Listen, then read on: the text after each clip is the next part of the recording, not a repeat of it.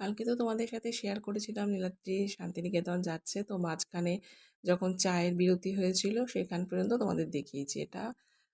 তারপরে মানে এই ৫টা নাগাদ ওরা সোনাঝুরি হাটের ওখান দিয়ে ওরা যেখানে থাকবে আর কি, সেখানে এসে পৌঁছলো। ওটা সোনাঝুরি হাটের থেকে ৫ মিনিটের পথ।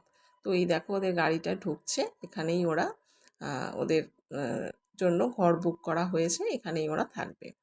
তো তারপর দেখো এই যে নীলাদ্রিবাবুও একটুখানি বেরিয়েছিলেন। এটা হচ্ছে আজকে, ওটা কালকে ছিল, এটা আজকে।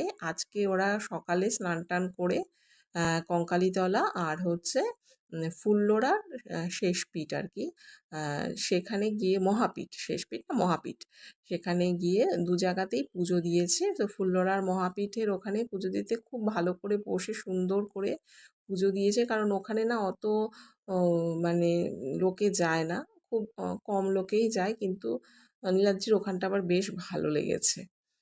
তো তোমাদের সাথে আপডেট দিতে থাকবো, এরপরে আসবে সোনাঝুরি হাটের ভিডিও, তোমরা দেখতে থাকো। ওটা মোস্ট প্রবাবলি কালকে তোমাদের সঙ্গে পোস্ট করব।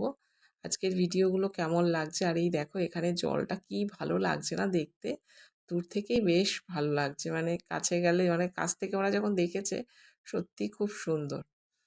তো শান্তিনিকেতন আমরাও গিয়েছিলাম, তবে ওই ফুল্লরার শেষ পীঠটায়, শেষ পীঠ বলছি বারে বারে, মহাপীঠটায়, মহাপীঠে ওটাতে আমাদের দেখা হয়নি আর কি।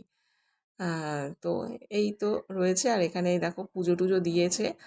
আমার মেয়ে আবার বলে দিচ্ছে বাবাকে কি কি, ওর কি কি আনবে ওর জন্য। খুব একটা বেশি ডিমান্ড নেই, ছোটোখাটো জিনিসপত্র মা আনতে বলেছে। তবে আমি কুর্তি টুর্তি আনতে বারণই করেছি, কারণ সাইজের সমস্যা হয় তো খুব। অন্যান্য অর্নামেন্টস আমি বলেছি অর্নামেন্টসই আনতে বলো।